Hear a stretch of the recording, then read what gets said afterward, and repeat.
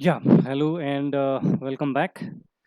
So ISO 9000 and 2015 का आज जो हम डिस्कस करने वाले हैं वो क्लॉज नंबर 6 और 7 दोनों ही जो है आज हमें कवर करना है। सो हम सिक्स्थ क्लॉज पे जाते हैं। फिफ्थ क्लॉज में तो हमने लीडरशिप के बारे में क्लियरली समझने की कोशिश करी थी। So the sixth clause that we are going to be discussing is about planning and seventh class जो है इट इज़ अबाउट रिसोर्सेस, है ना। तो प्लानिंग एंड रिसोर्सेस दोनों ही जो हैं किसी भी ऑर्गेनाइजेशन में फंडामेंटल है। मतलब आपकी ऑर्गेनाइजेशनल वर्किंग ऑपरेशन कैसे होगा, उसकी प्लानिंग ये नॉर्मल है। अब जब ISO 9001 के नज़रिए से देखें तो this is in relevance to quality management system का इम्प्लीमेंटेशन। अब QMS की इम्प्लीमेंटेशन की प्लानिंग कैसी होती है, तो प्लानिंग के अंदर जो पहला सब क्लॉज जो आता है वो है actions to address risk and opportunities. जो हमने फोर्थ क्लॉज में जो डिस्कस किया था कि हमें रिस्क और अपॉर्चुनिटीज अपने ऑर्गेनाइजेशन से जुड़े हुए रिस्क और अपॉर्चुनिटीज उसको पहले आइडेंटिफाई करना पड़ेगा। ओके, तो ये हमने 4.1 में किया। 4.2 में हमने ये देखा कि हमारे इंटरेस्टेड पार्टीज, हमारी ऑर्गेनाइजेशन से जुड़े हुए वो पार्टीज जिनको हमारी ऑर्गेनाइजेशन की ग्रोथ और डेवलपमेंट से मतलब है, या इंटरेस्टेड पार्टीज की ग्रोथ एंड डेवलपमेंट से हमारे ऑर्गेनाइजेशन की मतलब है, या उन पार्टीज, एग्जांपल कस्टमर ले लें तो कस्टमर एक इंटरेस्टेड पार्टी है जिनकी रिक्वायरमेंट हमारी मतलब की है। तो इन दोनों एस्पेक्ट्स को जो है मर्ज करके हमें रिस्क्स और अपॉर्चुनिटी जो आइडेंटिफाई किए हुए हैं उसको एड्रेस करना, यानी कि उस पे उसके बेसिस में आप प्लानिंग करना, उस पे एक्शन करना। ठीक है, ये 6.1 में डिस्कस्ड है। ठीक है, तो 6.1.1 क्या कह रही है? When planning for the QMS की जो प्लानिंग कर रहे हैं, एवरी ऑर्गेनाइजेशन को 4.1 और 4.2 क्लॉज को कंसिडर करते हुए 4.1 क्या है, अपॉर्चुनिटीज क्या क्या हैं और रिस्क क्या क्या है, इसको आपने आइडेंटिफाई करके रखा हुआ है। ठीक है, वो आइडेंटिफाई किए हुए रिस्क और अपॉर्चुनिटी और हमारे मतलब की जो पार्टीज हैं, इंटरेस्टेड पार्टीज की रिक्वायरमेंट, इनको समझते हुए हम रिस्क एंड अपॉर्चुनिटीज को एड्रेस करेंगे। ठीक है, एड्रेस करते हुए हमें ये ध्यान में रखना है कि ये क्लियरली स्पष्ट रूप से पता होना चाहिए कि QMS का रिजल्ट जो है क्या अचीव होगा, और अचीव होगा ही होगा, इसकी जो है एश्योरेंस हमें क्लियरली ध्यान में रखते हुए रिस्क एंड अपॉर्चुनिटीज को एड्रेस करना है। दूसरा, ये भी हमें क्लियर होना चाहिए कि जब हम अपॉर्चुनिटीज और एक्शंस पे जो एड्रेस करते हैं, अपॉर्चुनिटीज और एक्शंस पे एड्रेस करते में, एक सेकेंड, हाँ, तो रिस्क एंड अपॉर्चुनिटीज को ध्यान में रखते हुए QMS जो है एश्योरेंस देगी कि QMS का रिजल्ट जो है, जो हम सोचे हुए हैं क्वालिटी मैनेजमेंट सिस्टम इंप्लीमेंट करने से जो रिजल्ट मिलेगा वो मिलेगा ही मिलेगा। दूसरा, ये भी हमें एश्योरेंस मिलती है अपॉर्चुनिटीज और रिस्क पे एक्शन करते हुए कि जो हम डिजायर्ड असर, जो हम असर देखना चाहते हैं कंपनी में, प्रोसेसेस में जो असर देखना चाहते हैं वो वाकई में दिखाई देगा।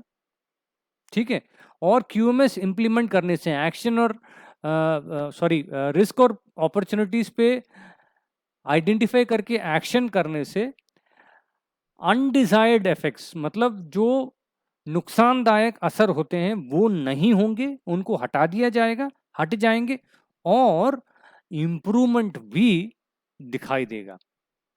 ठीक है, ये जो है इन सब चीजों को ध्यान में रखते हुए हमें रिस्क एंड अपॉर्चुनिटीज पे जो है एक्शन करना चाहिए।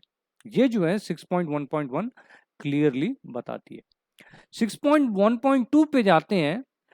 वो ये कहता है कि हर एक ऑर्गेनाइजेशन जो है प्लान करती है। कैसे? किस पे प्लान करती है? प्लान करती है कि रिस्क जो आइडेंटिफाई किया हुआ है और जो अपॉर्चुनिटीज जो हमने आइडेंटिफाई किया है उस पे एक्शन हो सकते हैं। ये प्लानिंग होती है। ठीक है। और ये कैसे प्लान होगी? Integrate and implement actions in QMS processes. आप जो रिस्क एंड अपॉर्चुनिटीज है उनको इंटीग्रेट करिए और क्यूएमएस के जितने भी प्रोसेसेस, मतलब क्यूएमएस के द्वारा जो प्रोसेसेस आपने अपने ऑर्गेनाइजेशन में आइडेंटिफाई किए हैं उनमें अमल करिए। अमल करने के बाद उसका असर, आपने रिस्क और अपॉर्चुनिटीज को आइडेंटिफाई किया, इंटरेस्टेड पार्टीज की रिक्वायरमेंट को आइडेंटिफाई किया। आइडेंटिफाई करने के बाद आप ये अपनी कंपनी के प्रोसेसेस में जो है इंटीग्रेट करने की कोशिश करिए। भाई एक हमें पता लगा कि फलाना काम जो है रिस्क है, इस प्रोसेस में एक रिस्क है, आइडेंटिफाई कर लिया, तो रिस्क को क्या करना है? हटाना चाहिए, या रिस्क को ध्यान में रखते हुए आपने प्रोसेस को डिफाइन करना चाहिए। राइट। सिमिलरली अगर आपने अपॉर्चुनिटीज जो है आइडेंटिफाई किए हैं तो उस अपॉर्चुनिटीज को जो है अपने प्रोसेस में बिठाइए जिससे कि उससे फायदा मिल सके, हमें उससे हमें बेनिफिट मिल सके। आपने कस्टमर की रिक्वायरमेंट को समझा है तो उस रिक्वायरमेंट के अनुसार अपने प्रोसेसेस को डिफाइन करिए। जब ये सब आप कर लेते हैं फिर आप ये देखिए कि आपके चेंजेस जो आप लाए हैं, रिस्क को आइडेंटिफाई करके, अपॉर्चुनिटीज को आइडेंटिफाई करके, कस्टमर के रिक्वायरमेंट्स को आइडेंटिफाई करके जो आप सुधार लेके आए हैं अपने प्रोसेसेस में, उन सुधार से जो है कोई इफेक्टिव आउटकम निकल रहा है या नहीं निकल रहा है, इसको एवेल्युएट करना होगा आपको।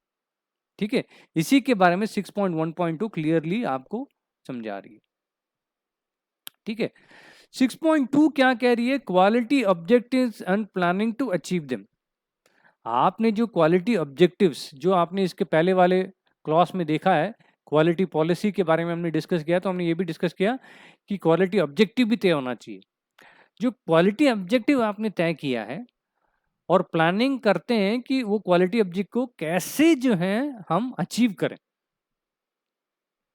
ठीक है। तो क्वालिटी ऑब्जेक्टिव तय किया कि हमें हमारी क्वालिटी के ऑब्जेक्टिव ये होना चाहिए, हमें ये यहाँ पहुंचना है, हमें ये मिलना चाहिए। ठीक है। तो ये हर लेवल में, हर फंक्शन में, हर प्रोसेस में जो है डिफाइन कर दी। डिफाइन करने के बाद आप लगातार उसको मॉनिटर करेंगे और क्वालिटी ऑब्जेक्टिव से हमें क्या क्या चीजें मिलनी चाहिए, ये 7 चीजें जो हैं क्वालिटी ऑब्जेक्टिव से हमें मिलना चाहिए। क्वालिटी ऑब्जेक्टिव जो है हमारी क्वालिटी पॉलिसी से लगते भी होना चाहिए, यानी कि उसकी सिंक्रोनी में होना चाहिए, उसके पैरेलल में होना चाहिए। यानी कि क्वालिटी पॉलिसी कुछ कहता है और क्वालिटी ऑब्जेक्टिव उससे कोई मतलब का नहीं है, कुछ और क्वालिटी ऑब्जेक्टिव हमने डिफाइन कर दिया। क्वालिटी ऑब्जेक्टिव आप डिफाइन करेंगे क्वालिटी पॉलिसी के आधार पर। ठीक है। दूसरा, क्वालिटी ऑब्जेक्टिव को जो है आप एवेल्युएट करने लायक होनी चाहिए, यानी कि नापने लायक होनी चाहिए। अगर आप मेजर नहीं कर सकते हैं, नाप नहीं सकते हैं, तो आपको पता ही नहीं चलेगा कि क्या आपकी क्वालिटी ऑब्जेक्टिव अचीव हो रही है नहीं हो रही है, और परफॉर्मेंस जो है बढ़ रहा है या घट रहा है। ये चीज पता लगाने के लिए नापने लायक जो है कोई मेजरेबल यूनिट होनी चाहिए क्वालिटी ऑब्जेक्टिव। ठीक है। तीसरी चीज, take into account applicable requirements. देखिए, क्वालिटी ऑब्जेक्टिव्स जो डिफाइन कर रहे हैं, हम उसको डिफाइन कैसे कर रहे हैं? कस्टमर के रिक्वायरमेंट को समझते हुए, इंटरनल कस्टमर एक्सटर्नल कस्टमर दोनों को रिक्वायरमेंट को समझते हुए हम इसको इंप्लीमेंट कर रहे हैं। अब क्लियर होना चाहिए कि जो रिक्वायरमेंट्स आप जिसको कि कंसिडर कर रहे हैं वो मीनिंगफुल और एप्लीकेबल रिक्वायरमेंट्स होनी चाहिए। ये तीसरा point. Quality objective should be relevant to conformity of production and to enhance customer satisfaction.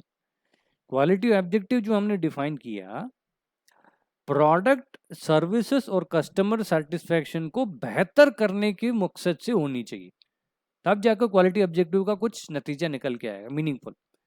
और क्वालिटी ऑब्जेक्टिव को कंटिन्यूअसली आप मॉनिटर कर सकें, क्वालिटी ऑब्जेक्टिव को कंटिन्यूअसली आप ऑर्गेनाइजेशन के हर एक एम्प्लॉय को जो है बता सकें, कम्युनिकेट कर सकें, जरूरत पड़ने पे क्वालिटी ऑब्जेक्टिव को आप अपडेट भी कर सकें सिचुएशन के अनुसार।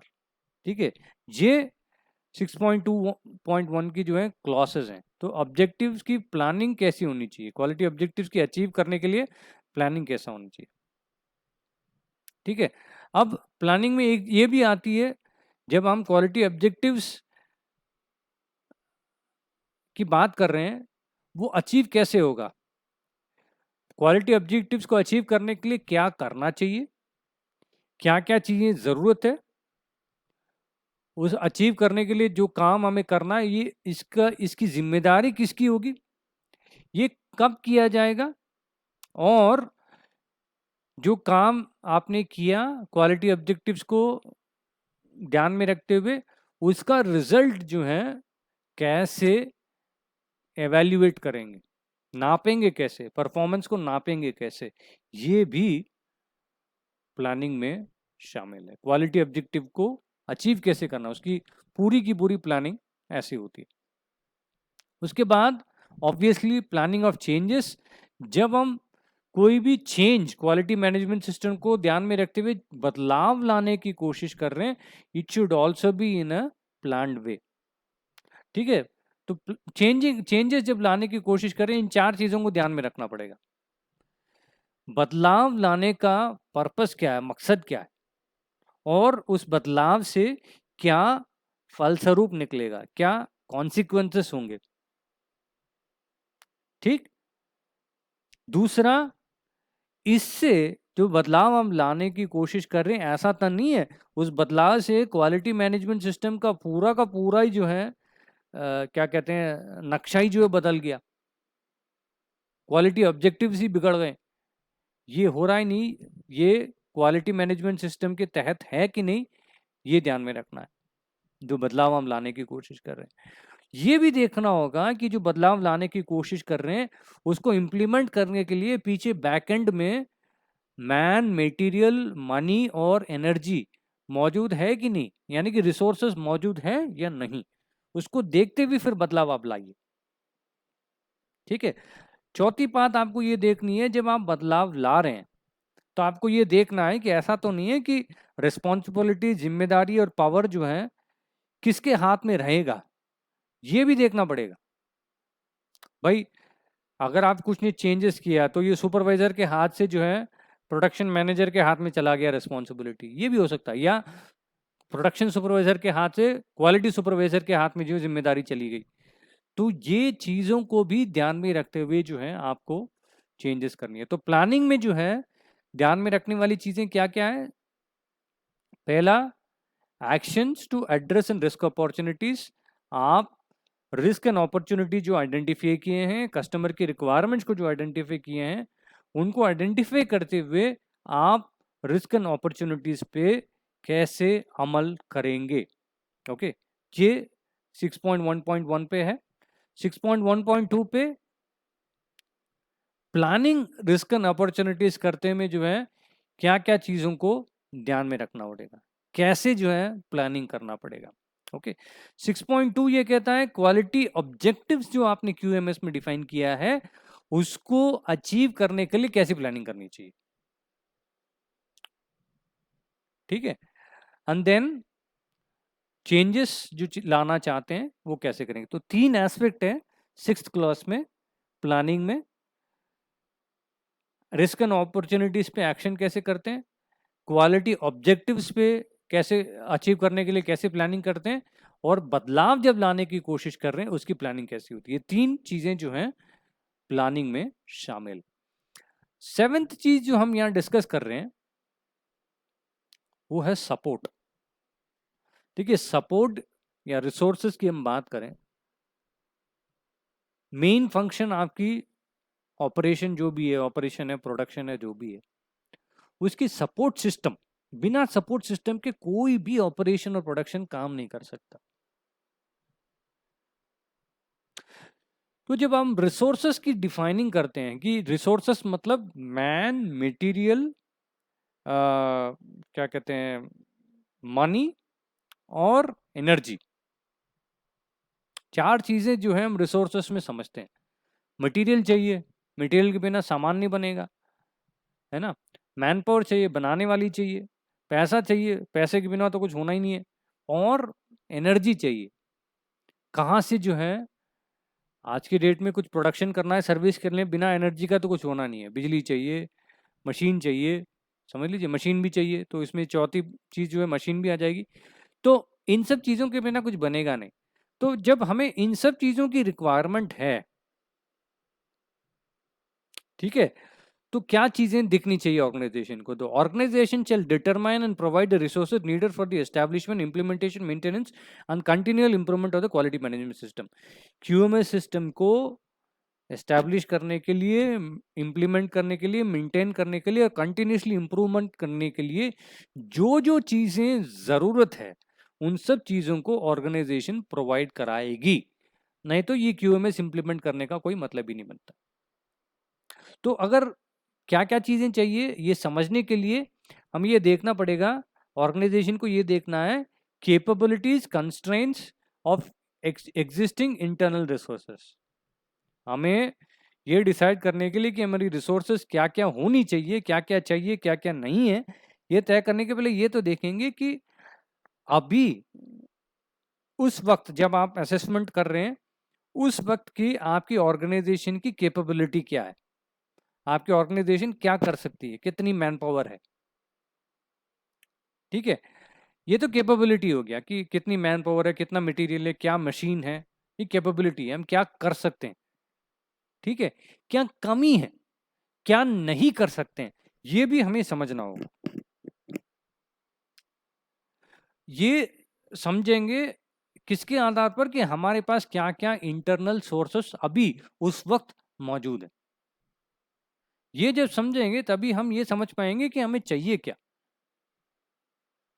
क्यूएमएस को इम्प्लीमेंट करने के लिए, एस्टैब्लिश करने के लिए, मेंटेन करने के क्या क्या चाहिए, ये देखने के लिए हमें पहले देखना है क्या है हमारे पास, और फिर उसका हमें देखना है कि हमें क्या चाहिए, what needs to be obtained. ठीक है, ये जनरल है। ठीक है, रिसोर्सेस में जो दूसरी चीज जो आती है वो है पीपल।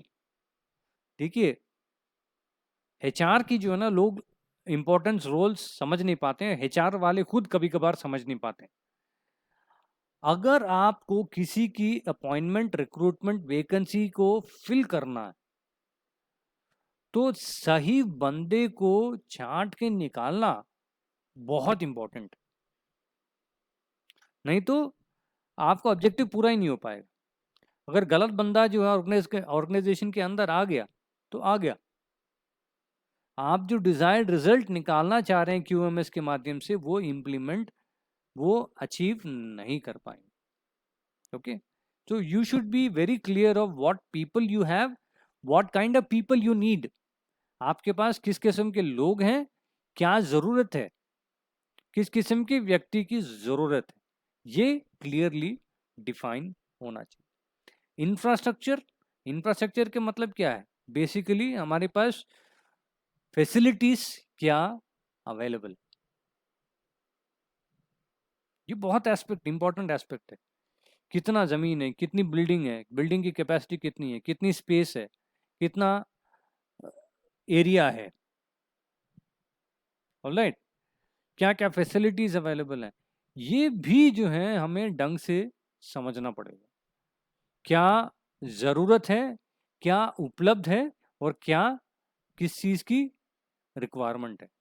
क्यूएमएस को इम्प्लीमेंट करने के लिए क्या क्या चीजें चाहिए, ये पहले ना, मतलब हमने लिस्ट बना लिया, उसके बेसिस में आप देखिए कि क्या हमारे पास अवेलेबल है। फिर आप देखिए क्या क्या नहीं है जिसको कि हमें लानी चाहिए। ठीक है, तो ये इंफ्रास्ट्रक्चर हुआ। देन सिर्फ महज लोगों को लाना, इंफ्रास्ट्रक्चर को प्रोवाइड करना काफी नहीं होता है। मैं समझता हूं 60 से 70% कंपनी मैन पावर प्रोवाइड करा देती है, मटेरियल प्रोवाइड कर देती है, इंफ्रास्ट्रक्चर भी प्रोवाइड करा देती है, बट जो सबसे इंपॉर्टेंट फैक्टर है, माहौल जो है पैदा नहीं करा पाती। ये बहुत इंपॉर्टेंट एस्पेक्ट।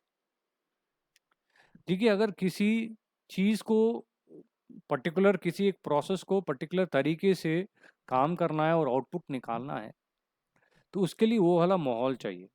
अब मैं मशीन के मतलब से बताता हूँ, एग्जाम्पल के लिए, है ना। हमने जो है मान लीजिए बड़े बड़े सर्वर्स लगा दिए हैं। सर्वर समझ रहे हो, कंप्यूटर सर्वर्स जो होते हैं। तो कंप्यूटर सर्वर्स जो हैं 24 घंटे चलते हैं लगातार। सर्वर को आप बंद नहीं करते हैं जनरली। सर्वर रखने के लिए अलमारी आ गया, बिजली का सप्लाई आ गया, कमरा है, अच्छे से कमरे में बैठा दिया। बट अगर हम चाहते हैं कि सर्वर यानी कि कंप्यूटर जो है सही तरीके से काम करें, उसकी एफिशिएंसी लगातार बने रहे, तो हमें सर्वर को बिठाना चाहिए ऐसे माहौल में जो कि ठंडा हो, यानी कि उस माहौल में एयर कंडीशनर की आवश्यकता होती है। क्यों? काम करते करते कंप्यूटर जो है गर्मी पैदा करता है। सर्वर तो जो 24 घंटे काम करती है तो गर्मी पैदा करेगा, गर्मी पैदा करेगा तो लगातार गर्म होता रहेगा, तो मशीन का फेल होने का चांसेस, शटडाउन होने का चांसेस ज़्यादा होता है। तो उस गर्माहट को जो है ख़त्म करने के लिए, मशीन को लगातार परफॉर्मेंस को बना के रखने के लिए एयर कंडीशन यानी कि माहौल पैदा करना, ये हर चीज़ों में जो है लागू है। अगर हम इंसान को भी लेते हैं, इंसान को भी सही तरीके से परफॉर्मेंस निकालने के लिए उसको भी एक माहौल जो है बनाना ज़रूरी होता है। सूटेबल एनवायरनमेंट होना ज़रूरी होता है। तो इंसान के मतलब से हम कहते हैं तो सोशल सोसाइटी एक सोशल सिस्टम होना चाहिए। कंपनी के ऑर्गेनाइजेशन के अंदर जो है ऊंच नीच का भेदभाव नहीं होना चाहिए, कास्ट सिस्टम का भेदभाव नहीं होना चाहिए। ऐसी चीज़ें जहाँ होती है तो सही तरीके से आउटपुट नहीं निकलता। साइकोलॉजिकली भी जो है ऑर्गेनाइजेशन में मतलब कम स्ट्रेस होना चाहिए। स्ट्रेस होगा तो भी स्ट्रेस को रिलीव करने का जो है सिस्टम होना चाहिए ऑर्गेनाइजेशन के अंदर। मैं बताता हूँ, अगर हम आईटी कंपनीज की जो एग्जांपल लेके चलते हैं, आईटी कंपनीज में आप देखोगे कि ज़्यादातर आईटी कंपनीज में कंपनी के अंदर ही बहुत सारी चीज़ें, सुविधाएं होती हैं जिसमें कि इंसान जाके आराम से अपनी माइंड को रिलैक्स कर सकता है। लाइब्रेरीज होते हैं, है ना, खेल का जो है सिस्टम होता है, इंडोर गेम्स आउटडोर गेम्स का व्यवस्था होता है कंपनी के अंदर। क्यों? स्ट्रेस को रिलैक्स करना, है ना। और फिजिकल कंडीशन, भाई गर्मी है, सिचुएशन कैसा है, बैठने वाली सिचुएशन कैसी है, आपने किसी इंसान से काम करवा रहे हो, गर्मी में बिठा दिया, आउटपुट तो डेफिनेटली कम हो ही जाएगा। तो माहौल भी जो है सपोर्ट सिस्टम में बहुत ही इंपॉर्टेंट रोल प्ले करता है। ठीक है। अब ये सब रिसोर्सेस आप प्रोवाइड कर रहे हो, अब ये रिसोर्सेस को जो है लगातार मॉनिटर करना है और मेजर भी करना। रिसोर्सेज जो हैं, जो उपलब्ध हैं, वो आप मॉनिटर करने लायक हो, माहौल को मॉनिटर कर सकते हैं, जो आप चीज़ें प्रोवाइड कर रहे हो उसको मॉनिटर कर सकते हैं, और इनकी मेजरमेंट, इनकी नापातोली भी होनी चाहिए। ठीक है। तो जनरल में अगर हम देखते हैं मॉनिटरिंग एंड मेजरिंग में, ये कहता है कि organisation shall determine and provide the resources needed to ensure valid and reliable results when monitoring or measuring is used to verify the conformity of the product to the requirement।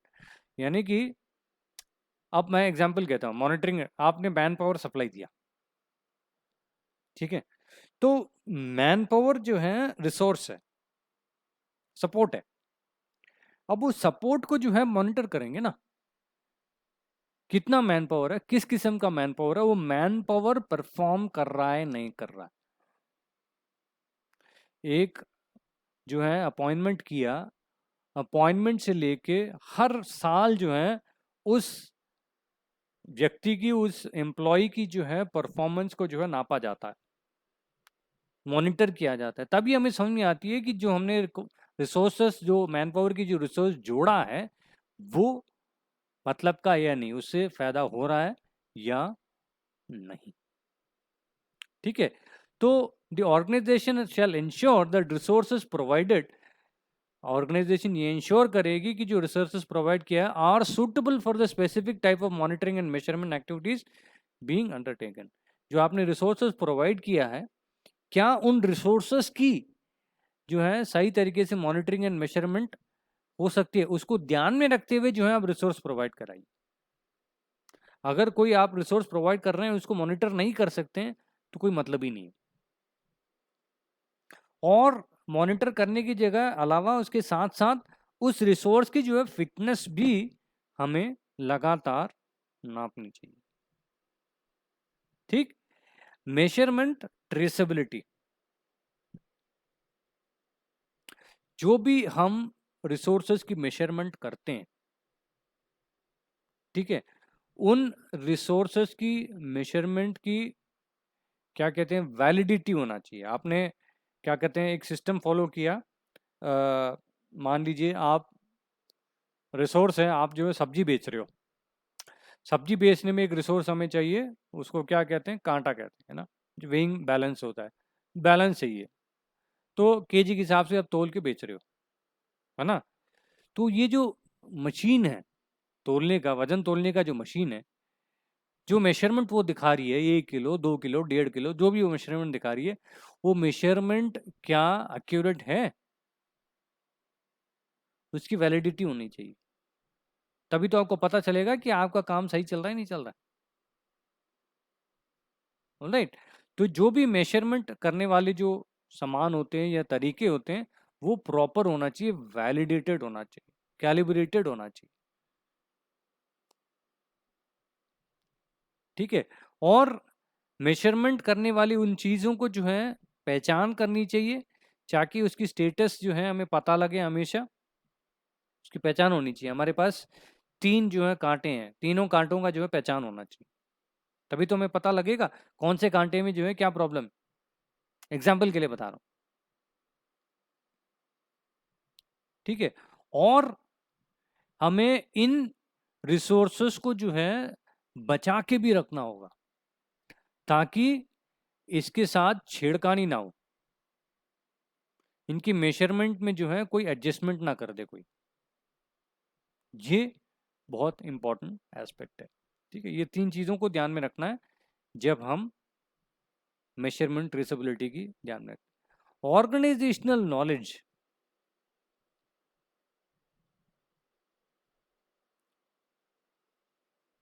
अब मान लीजिए एक process है उस process में काम करने वाले 4 लोग हैं, उन चारों एम्प्लॉयज को उस प्रोसेस के आगे पीछे, उस प्रोसेस के भीतर की सभी इंफॉर्मेशन या नॉलेज जो है होना चाहिए, क्योंकि उसको ये पता होगा कि उसके पास जो एक प्रोसेस उसके पीछे खत्म हुआ, उससे कुछ चीजें आउटपुट निकल के आई, वो इनके प्रोसेस में जुड़ा, और ये लोग उस पे प्रोसेस करते हैं। ठीक है, एग्जाम्पल के लिए मैं लेके चल रहा हूँ कि जूते का फैक्ट्री के लेके चलते हैं। ये 4 लोगों का जो मैंने बताया प्रोसेस, इनका जो है सोल लगाने का, जूते में सोल लगाने का है। तो जूते का जो ऊपर का कवर है वो बनाता कोई और, एक और प्रोसेस है, वो प्रोसेस बन के इनके पास ऊपर का कवर आता है। तो जिस प्रोसेस से जूते का टॉप कवर बन के इनके पास आता है, उस प्रोसेस के बारे में भी इनको जानकारी होनी चाहिए कि क्या बन रहा है, कैसे बन के निकलता है, कितना जो है 1 घंटे में बन के निकलेगा। और इन्होंने जूता उस कवर में चढ़ा दिया, चढ़ने के बाद आगे जो जा रहा है इनकी प्रोसेस से निकल के पैकेजिंग में जा रहा है मान ली, तो उनको ये पता होना चाहिए इनकी पैकेजिंग वाले की कैपेसिटी क्या है, पैकेजिंग वाले करते क्या है। ये जो जानकारी है ये बहुत क्रूशियल होता है, इंपॉर्टेंट होता है। साथ साथ इनको जो है अपने प्रोसेस में क्या काम करना है, कैसे काम करना है, उसकी भी जानकारी होनी चाहिए, तब जाके आउटपुट सही मायने में निकल के आती है। ठीक है ना, ये ऑर्गेनाइजेशनल नॉलेज कहते हैं। इसके बाद आती है कंपीटेंस। कंपीटेंस की मतलब इंग्लिश में अगर मैं हिंदी में अनुवाद करूं, काबिलियत।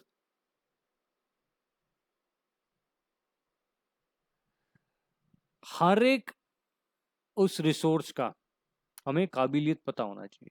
अगर हमने मैन पावर बिठाया, एम्प्लॉय जो है न्यू अपॉइंटमेंट करी, उस एम्प्लॉय का काबिलियत क्या है, उस बंदे की काबिलियत के आधार पर उसकी परफॉर्मेंस जो है बनेगा, और उसकी परफॉर्मेंस और वर्किंग क्षमता जो है उसको आप बराबर नापेंगे। और ये चीज जो है बहुत इंपॉर्टेंट है, क्योंकि मकसद ये नहीं है कि अगर किसी में काबिलियत नहीं है, ये काबिलियत बन नहीं पाई है, तो उसको नौकरी से निकालना नहीं। आप कोशिश भी कर सकते हैं, उसको सिखाने को, समझाने को, ट्रेन करने की भी प्रयास किया जा सकता है। तो ट्रेनिंग का भी डेफिनेशन जो है यहाँ बन जाता है, बहुत इंपॉर्टेंट होता है। किसी की काबिलियत को जो है बढ़ाया जा सकता है। ठीक है, और इसकी डॉक्यूमेंटेशन होना जरूरी है। तो ये कंपीटेंस में ये डिस्कस यहाँ किया गया है, 4 पॉइंट्स को ये लोग डिस्कस कर। 7.3 में आती है अवेयरनेस। हर एक ऑर्गेनाइजेशन की एम्प्लॉय को उस कंपनी के quality policy, quality objective, QMS में उस फलाने एम्प्लॉय का योगदान और उससे होने वाले फायदे, और अगर योगदान नहीं होता है, नहीं दे पाते हैं, परफॉर्मेंस नहीं कर पाते हैं, तो उससे होने वाला नुकसान। ये चारों चीजें अगर हर एक एम्प्लॉय को जो है समझा दिया जाए, बता दिया जाए, हर एक एम्प्लॉय इस बात से वाकिफ हो, तो ऑर्गेनाइजेशन को बहुत फर्क पड़ता है। क्योंकि कोई भी एम्प्लॉय या कोई भी इंसान वैसे नहीं चाहता है कि वो परफॉर्म ना करे, वो कुदरती नहीं होता। कोई इंसान ये नहीं चाहेगा कि भाई मैं काम ना करूं या ना मैं फालतू में जो है नुकसान करूं, नहीं चाहता। अगर हर एक इंसान को, एम्प्लॉय को ये समझ में आ जाए उससे कंपनी को कितना नुकसान और कितना फायदा हो सकता है, वो कंपनी को कहाँ फायदा करा सकता है, तो कंपनी अपने आप जो है बेहतर परफॉर्म करने लगी। देन 7.4 में आती है कम्युनिकेशन। हर एक ऑर्गेनाइजेशन के अंदर कंपनी के भीतर और कंपनी के बाहर क्वालिटी मैनेजमेंट सिस्टम जो अमल हुआ है उसके बारे में इंफॉर्मेशन जानी चाहिए, उससे रिलेटेड इंफॉर्मेशन आनी चाहिए। क्यूएमएस जो इम्प्लीमेंट हुआ उससे रिलेटेड इंफॉर्मेशन जानी चाहिए। तो कंपनी बहुत क्लियरली डिस्कस करेगी कि उनको क्या कम्युनिकेट करना है, कब कम्युनिकेट करना है, किसको कम्युनिकेट करना है, क्या कम्युनिकेट करना है, और कौन कम्युनिकेट करेगा। ये सब चीजें जो है क्लियर तरीके से डिफाइंड होनी चाहिए। अगर हम सप्लायर को कम्युनिकेट कर रहे हैं, सप्लायर को किस चीज की कम्युनिकेशन जानी चाहिए। सप्लायर को आप ये कम्युनिकेट करेगी भाई हमारी जो मटेरियल आप जो दोगे उसकी क्वालिटी ये होना चाहिए, ये आप कम्युनिकेट करोगे। कौन कम्युनिकेट करेगा? परचेस मैनेजर कम्युनिकेट करेगा, राइट। कब कम्युनिकेट करेगा? सप्लायर की जो मीटिंग होगी उसमें कम्युनिकेट करेगा। कैसे कम्युनिकेट करेगा? लिखित में कम्युनिकेट करेगा। तो ये चीजें जो है बहुत क्लियरली डिफाइंड होना चाहिए। 7.5 बहुत ही इंपॉर्टेंट फैक्टर है, और वो है डॉक्यूमेंटेड इंफॉर्मेशन। कोई भी क्वालिटी मैनेजमेंट सिस्टम की इम्प्लीमेंटेशन रिलेटेड कोई भी चीज हो वो लिखित में होना चाहिए। अगर ISO 9000 है 2015 इम्प्लीमेंट हुआ है, कैसे इम्प्लीमेंट हुआ है, वो पूरा का पूरा स्टैंडर्ड, और स्टैंडर्ड के आधार पर कैसे इम्प्लीमेंट हुआ है, क्वालिटी मैनुअल कहते हैं, ये डॉक्यूमेंट बना हुआ होना चाहिए। ओके, तो इसी की बात कर रहे हैं। और ये जो डॉक्यूमेंट बना हुआ है, ये नहीं है कि एक डॉक्यूमेंट बना हुआ है और ये 10 साल 15 साल जो है वही डॉक्यूमेंट के आधार पे चल, नहीं, उस डॉक्यूमेंट को टाइम टू टाइम समय के अनुसार रिव्यू करना पड़ेगा। अगर उसमें बदलाव लानी होगी तो बदलाव भी लाना पड़ेगा, और बदलाव किया हुआ वो डॉक्यूमेंट भी मौजूद होनी चाहिए। ठीक है, तो डॉक्यूमेंट किसने बनाया, किसने अपडेट किया, किसने रिव्यू किया, किसने अप्रूव किया, ये पूरी चीजें जो हैं प्रॉपरली अवेलेबल होना। और कुछ डॉक्यूमेंट्स ऐसे होते हैं वो कंट्रोल डॉक्यूमेंट, यानी कि ये हर किसी के हाथ में जाता नहीं है, क्वालिटी वालों के हाथ में ही होता है, इसको हम कंट्रोल्ड डॉक्यूमेंट कहते हैं। ठीक है, control of documented information, control document कहते हैं। ये जो क्वालिटी मैनुअल है कंट्रोल डॉक्यूमेंट है। ठीक है, तो ये लास्ट टॉपिक है 7.7 में, जो कि control of documented information, documentation के बारे में ये क्लियरली दिया। तो यहाँ पे जो है 6th और 7th वाला एस्पेक्ट पढ़ लेते हैं एक बार। आप इसको अपने लेवल पे पढ़िएगा, इसको मैंने सुपरफिशियली डिफाइन किया है, क्योंकि आने वाले जो नेक्स्ट 2 टॉपिक्स हैं बहुत इंपॉर्टेंट है, जिसमें ऑपरेशन है। लास्ट टॉपिक जो है 9 एंड 10 वाला परफॉर्मेंस मेजरमेंट और इम्प्रूवमेंट जो है वो अलग से डील करेंगे। नेक्स्ट लेक्चर में जो है हम ऑपरेशन के बारे में डिस्कस करें। ठीक है, आज के लिए इतना ही है। Thank you so much.